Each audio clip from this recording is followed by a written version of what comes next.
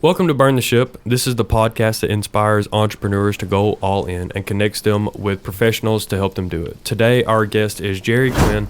She's going to teach us a little bit about gaining entrepreneurial experience and how to leverage that within your own business. So, Jeri, why don't you go ahead and introduce yourself and tell us a little bit about what your business is? Yeah, so my name is Jeri Quinn. I have a business now called Driving Improved Results. And as a coaching consulting business, I work with entrepreneurs as well as some small and mid-sized businesses, and I do some government work as well. And what I really love to do is to work with a founder of a new business and help them become an organizational leader. So when you're a founder of a new business, you have a lot to think about in terms of marketing and making sure your product or service really meets market demand. And I've done a lot of work with that, with teaching classes as well as being a serial entrepreneur myself. So I've started and run 6 businesses. I've sold a couple, and I really like to work with people to make that happen and to help them grow from when it's just one person who's a founder to a couple of assistants to hiring other people, and then those people become managers because the staff gets hired under them. I mean, it's really exciting to see that kind of development inside a business. Sure. So tell us a little bit about where you're from and how you kind of grew into your first, entrepreneurial, kind of venture. Yeah. So I started in New York. That's where I grew up, but I went to school in Pennsylvania, Lycoming College. It's a small liberal arts college. And then I got involved with meeting all kinds of Pennsylvania people. So I wound up living in Pennsylvania, although I was in New Jersey for a while too. So New York, New Jersey, Pennsylvania has become my ecosystem. And I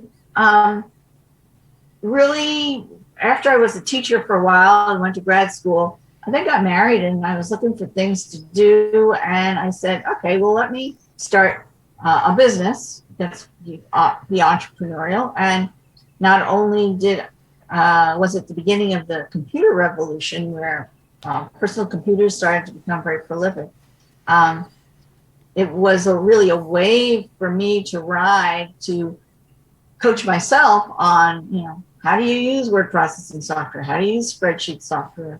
And what do individuals want who are hobbyists? But then, every business needed to have a computer. And then every business needed a network. So my business as Quinn Computer really grew until it was in 2 states and had 30 employees. And it was a real wave to ride, as it became more and more popular. And then, of course, there were all the aftermarket things like supplies and cables and software. And then as businesses got into it, then it became specialized software for accounting, specialized software for computer-aided design like AutoCAD. And so then there was proliferation of operating systems and all kinds of things for me to train other people on. And I came from an education background. I had taught elementary school and done some teaching at college as well. And so all that kind of training that was involved came very naturally to me. So I not only grew a business, but then I developed a whole training center. And I was one of those people who started out small and then hired a few people. And then those people hired a few people. And then we had departments. And before you know it, I was managing a small business with 30 employees. And I learned a lot about what to do, what not to do, and how to treat people, how to really develop customer loyalty, and that it's not just a program like buy 3, get 1 free to get people to come back, but it's how you treat your staff, but it's how you set up your organizational chart and where you place the customer in that. A lot of organizational charts start with the leadership at the top and then multiple levels of management and then the customer at the bottom. When really the best organizations, and if you can do this as an entrepreneur when you start your business, is wonderful. Flip that. Put the customer at the top. Then who's the customer touching staff, whether it's you or maybe some assistants you're hiring or maybe some outsourced people that you're working with. And eventually you build the organization to be very customer focused. And when you do that, your business has a much better chance of living and thriving. So many businesses die in the first 5 years because um, they haven't met market demand, or the founder doesn't have organizational skills to be a founder, or they can't get out of fundraising. So you want to do everything you can to promote the longevity of your business, and that involves business planning and, of course, some funding. But it's really great to have a great business, even if the funding is mediocre, rather than having a mediocre business that happens to get great funding. You're going to be a lot more successful with a great business. The funding will come. Sure. Funding will come. Your customers will tell you if they are buying your services and products in great numbers and referring you, your business will grow, whether or not you get any funding. Sure. Kind of give you an overview of the life cycle of what I've been through in terms of starting businesses. I've already also sold a business. Would you like to hear about that? Sure. Yeah. So when you start a business, you should really have in your mind's eye, is this a business I'm going to have forever and ever? Is this a business that I'm going to have until I sell it, meaning I'm building a business so that I can sell it? Is this a lifestyle business that kind of gives me something to do? I'm building something to give myself a job. Is it to have greater flexibility and earning potential? You want to really understand your goals in starting a business. But whatever your goal is, you should always build your business as if you're going to sell it, because then you do things differently. Take it a little bit more seriously. You put systems in place as if somebody else is going to run it someday. So let's put those systems in place so that not everything is dependent upon me, so that it can be replicated by anybody that I hire. Or if I'm the only salesperson, of course you are when you're first starting your business, but as you get a couple people, you don't want to be the only salesperson, because then if something happens to you, the whole business falls apart. You want to have somebody else who's selling as well. And so what I did after our business was about 18 years old, we had somebody who offered to buy it. And of course, once we said to ourselves, oh, that's great, let's sell it. Then the first buyer didn't pan out, but then we had that taste in our mouth. So then we wanted to sell it. So we worked with a broker. We found another entity that wanted to buy our business. And there was a lot of negotiation involved. There was a lot of making good first impressions. There was understanding the way it works. So in a service business, you might have service contracts, and you have to understand the accounting of the service contracts and what's advantageous to you as the seller, so that you can structure the pricing correctly, because you've already been paid for part of that. You've been already paid by the service contract, but you haven't actually performed all the services under that service contract. So there's kind of accounting that you want to check with your accountant about to make sure you wind up in good favor there. So I had the opportunity to sell it, and we structured the sale. My husband was involved as well, so we structured the sale so that we kept the new owner as a tenant in our building. So we not only sold the business and its goodwill, we sold the inventory of the business, and then we sold a 3-year lease agreement for them to continue to pay us rent. So all this, you really look at, what is in your best interest to work into that deal. And we also negotiated that we would work for the company that was buying us out for at least a year to transition the clients and the contracts and whatever. Sure. So we arranged the sale for ongoing revenue, and it worked out really well. It worked out well. Cool. Well, I wanted to ask you this. It seems you become an expert at really that initial stage of business. When you're setting up a business, you have to put all those right things in place to set you up for success. Tell us some of what those things are when you're setting up a business and why they're so important. Yeah. The first thing and the biggest thing, and I teach this to all my students, I teach hundreds and hundreds of students through New York City entrepreneurial programs. The biggest thing is know your target market. Know your target market inside out. Listen to your target market. Shape your offering to meet the target market. Now, you might say, I'm going to go for the high end of the market, and then understand that the high end isn't necessarily what you can service really well. So then you drop to the middle or to the low end. But once you figure where's the good fit, then you got to know this target market really well. How do they think? What do they prioritize? What's their value system? Do they value cost savings over convenience, or over this factor, quality factor, over that quality factor? Are they interested in legacy? Are they interested in passing this down throughout their family? Are they interested in how it's going to impact another family member? So all of these things become really, really important to your target market. And a lot of times they're not buying what you're selling. So one of the examples I use is when my mother was alive, she had a really bad knee and she needed to have her knee replaced. And she was really locked into her chair. So she couldn't really get up and move around too well. So she had to have people help her with the light switch, and she could work the TV with the remote. But if that ever didn't work out well, then she had to have somebody help her with that. She had to have people bring her food. She couldn't answer the doorbell. All these kinds of things really limited her independence. And so when she got a knee replacement, she went to the hospital. What did she buy? She bought the doctor, and she bought the titanium knee that they put in.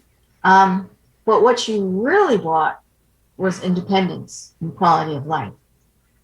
So you really have to look at, what does your client receive and what do they value that they really want? If they really value something because of who they are and what attracts them, then it's like moths going to a flame. They can't help but go to what you have to offer, because it's so much in their awareness that that's what they want. Now, wording is important. If you are looking at what your target market wants, you have to phrase it and word it in the words that they would use to express it. So in my mother's case, you would say, yeah, you can get your independence back. Not that just we're going to get you a new knee so you can walk.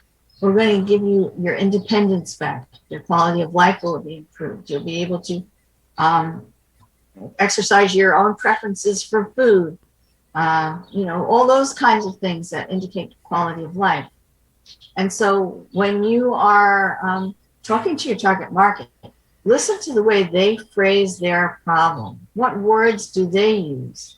How would they describe the perfect solution? Then those are the words that you put on your website. Those are the words you put in your flyer. Those are the words that you use in an elevator pitch. Those are the words that you use when you're doing any kind of outreach marketing. Because you want to speak the words that your customers are going to really relate to. And so really know your target market, not only the demographics of maybe their age and where they live, and their socioeconomic or education levels, or any of those other quantifiable things. You want to know the quality things, the psychographics, what makes them tick, and what's their value system, what they prioritize. Then you want to know their buying patterns. Do they buy only from referrals? Do they buy because they see something on a store shelf? Do they always go to the internet first? And if they go to the internet first to search things out, what are the keywords that they're using? Their buying pattern reflects the keywords that they are looking at, so that they can, so that you can dovetail into what they're actually looking for. And you also want to know something about their lifestyle patterns. How do they spend their weekends? What do they consider a good vacation? Do they have lunch at noon at their desks. I mean, some businesses sell B2B, and so you're not only looking at the business who's going to be buying your product or service, but you're looking at the decision maker in that business. So you're really doing a double focus on the business as well as the decision maker. Get to know your target market inside out. Fill out reams and reams and reams of paper or Word documents about your target market and share it with your staff if you have staff. You can use focus groups. You can do online research. Libraries are wonderful places. Go to the magazines that your target market reads. See what is drawing their attention. And then create an avatar. Take this personality, and if you have some customers already, take your 4 best customers and put them together into one person. Or you don't have any customers yet, think what would be the perfect customer that you've been researching in your target market. Create this character and name the character. Whether you name it, Joseph, or I have a client who is a financial planner. He named his avatar Chief, I Want to Retire. Another one of my clients named their avatars CEE Bo, because he wants to target CEOs and CFOs. And so name your avatar, and then invite your avatar to any kind of meeting. If you're having a staff meeting with your staff, if you have staff, pull up a chair, put this physical representation of an avatar. It could be a stuffed animal or a soda bottle or anything. Put it there and say, if we make the decision this way, how will our avatar named Chief, I Need to Retire, how will that avatar be impacted by the decision we make today?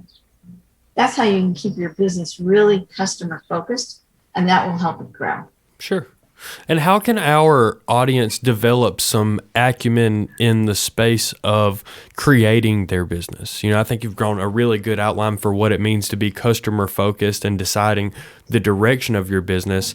How can someone develop some acumen really as far as, being able to do this and replicate it across more industries? What are some resources that they have out there that can teach them, really what they need to be looking for when it comes to starting a business?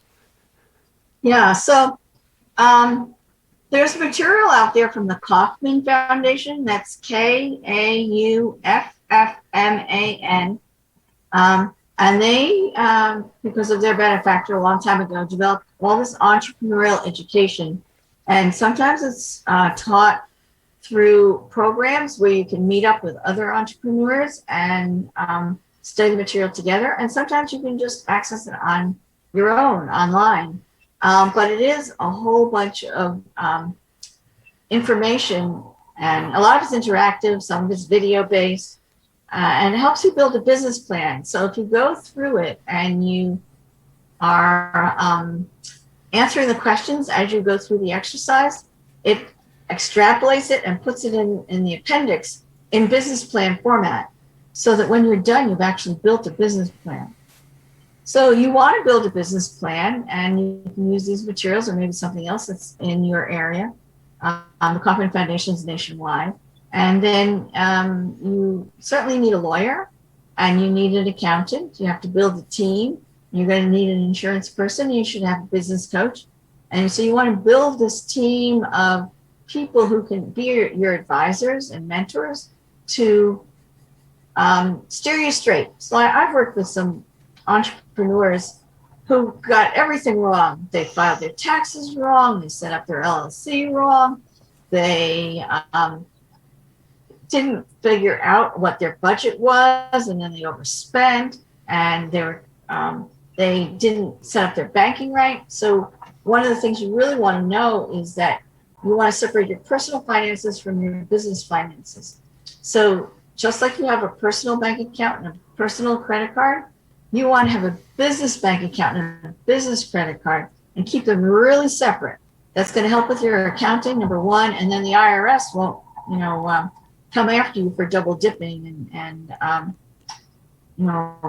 sloppy record keeping, and then fine you for trying to put too many personal expenses through your business, because that's what it will look like. So make sure you start out with those two accounts.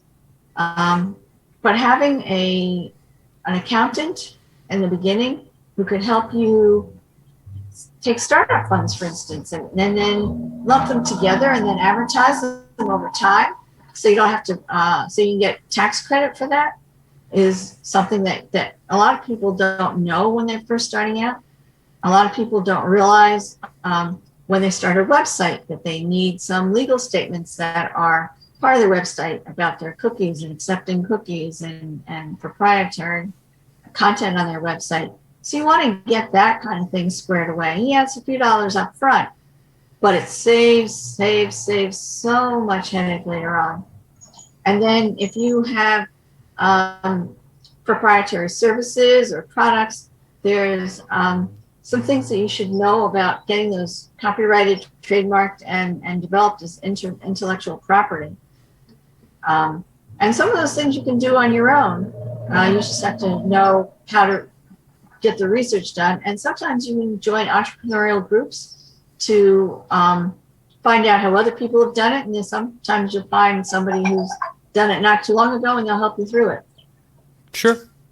There's an organization called Startup Grind, which is for entrepreneurs, and it's worldwide. There's probably chapters in every city. And you can find people there who have been through this, and their meetings generally invite an investor and talk about what is necessary in order for that, for any business to be eligible for investment. And that's usually the speaker of the evening. But then there's generally a time for people to do a lot of networking and people to ask questions and share.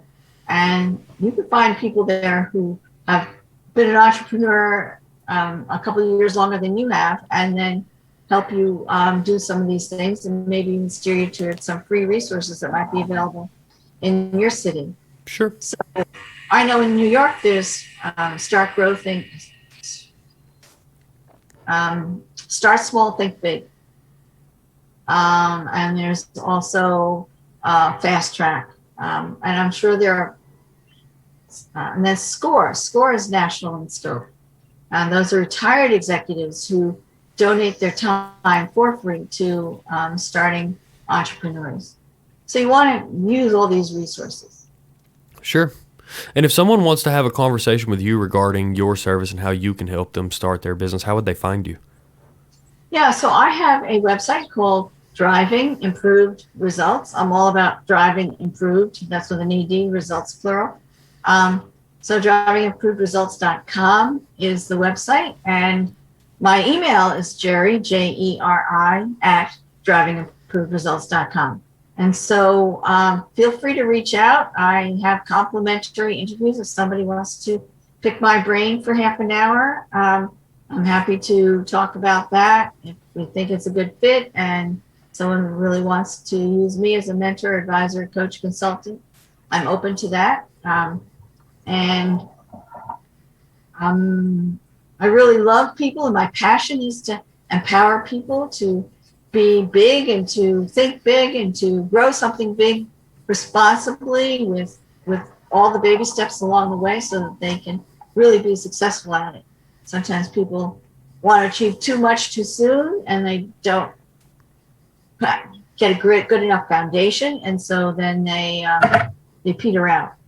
But if you have a good foundation and you're really looking to achieve your break-even point and then start to get more and more profitable, there's a lot that can be done to help you utilize various resources outside your business, like I just mentioned, and then inside your business. What are your own skills? What are your own opportunities and network capabilities? And there's just so much that you have. You may not realize these are your assets that you can use to be better at this thing called building business. Cool. Well, thank you for coming on today. I have one more question for you. Burning the ship to us is going all in on your business. Tell us what burning the ship has done for you and why our audience should do it as well.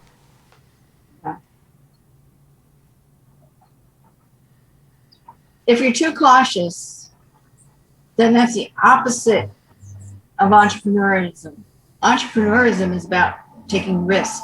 It's about trying to do things where nobody's done them just your way before. And it's okay. It's okay to take a risk and to burn that ship. And there are some safeguards that you can put in place. So, never take a second mortgage, for instance, in order to fund your dream. And so that risk probably isn't worth it.